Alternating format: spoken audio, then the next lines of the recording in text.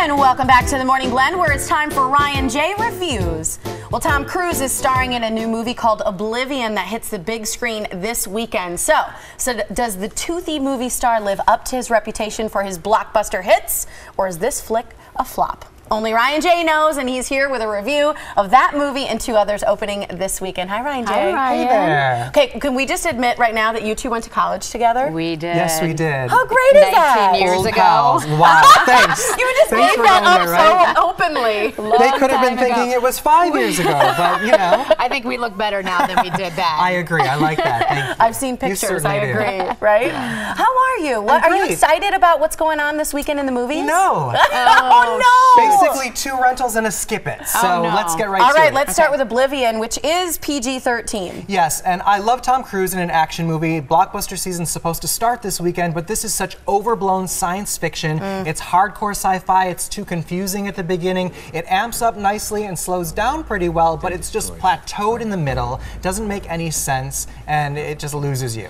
I'm not a big fan of sci-fi movies. I think you have to really have good character development, have a great story. So what you're saying is not you'll so much. really hate this movie. I love science fiction, but when it's well done, it's brilliant and innovative and clever. And here, it's just mediocre and corny and cheesy and confusing, and nobody likes that. I think we heard a voice, though, that we love, Morgan Freeman. Oh boy. How is he? I love Morgan Freeman. He's great in almost everything. However, this is his weakest performance I've ever seen. I'm sad to admit it, but it's just an insincere performance. He's almost self-conscious in the role, and I'm not used to seeing him that way because he's a brilliant actor. So he kind of brings this movie down a little bit too.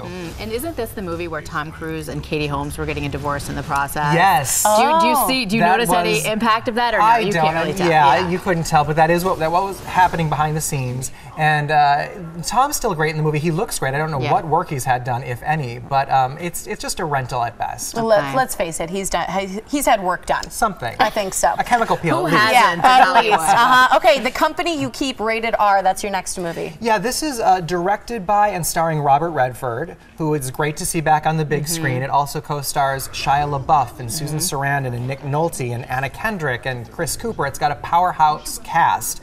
But it's not the greatest movie because it's puzzling but not interesting. It's a mystery without any suspense. And what is it about exactly? It's Robert Redford is on the lam, running away from the FBI, trying to clear his name, and they're pursuing him. But again, it's not suspenseful. Remember movies like The Fugitive or Sneakers or other movies that have a lot more interest to it or hold your attention a lot better. This one is just kind of a boring, straightforward, slow story. That's a disappointment with that cast. I love Susan Sarandon. Love her. And it actually reminded me a little bit in terms of the vibe of the movie she did last year with Richard Gere called Arbitrage, but even that film had a lot more amp to it. So you don't recommend it? No, it's a rental because the cast is so good, but not a must-see. Okay. And the next movie is To the Wonder. Oh God.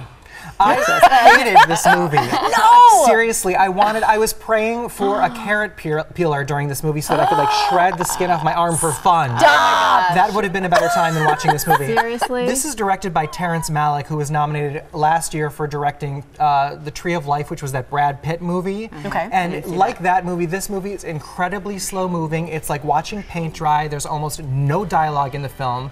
It is incredibly beautifully shot, and it stars Ben Affleck and Rachel McAdams, who I love. But if I'm in the mood to see freeze frames of artistic images, I'll just go to the museum for the day. That's not what I want in a movie. This is not what Ben Affleck needs after last year. No, exactly. This was not a good follow-up to winning, Best Picture for Argo, indeed. But there's nothing redeeming about this film. It's not the way that I want to spend 2 hours in a movie. It's so slow, it's so boring, it's so quiet. I think they shot without a script, and if I had been watching this at home, I'd have just turned it off after 20 minutes. It looks like you get motion sick. I mean, some of it looked like you were looking through like a fishbowl at some of it, the cinematography that they used. He's a very art house director, and he has done narrative films in the past that are good, like The New World, that Colin Farrell and Christian Bale movie that was decent, but this is just a waste of time. time. So this is a skip it altogether? Major. Please, I beg you to skip it. Or bring your carrot peeler, right? Yeah, that would be more fun. Well, at least there'll be a little bit of sunshine this weekend, so maybe people get outside. Do something different. Exactly. You've got your movie club coming up, and this is for a very exciting movie. Yes, this one's a guaranteed blockbuster. This is for Iron Man 3, and I'm hoping you can make it. The movie club screening is going to be Monday, April 29th at 7 p.m. So to enter to win, just go to my Facebook page, facebook.com/RyanJReviews. You learn how to enter there. Let me know if you want 1 or 2 tickets, and I hope you can make it. Do you know where it'll be at yet? You find out if you're chosen as a winner, then I get to reveal where the screening is. Okay. A lot of people looking forward to that movie, too. Yeah, it should be a big one. We love RDJ. I know, totally. And I mean, my boyfriend wanted to come in town for this just because of it. He's not going to be able to, but he really wanted to. That's how big of a movie this is going to be. It's going to be huge. All right, exciting. So people need to find you on Facebook. You can like him there, follow him on Twitter for his full movie reviews, though. You got to go to his website. It's RyanJReviews.com. We love it. Thanks, Ryan. Thanks. You're welcome.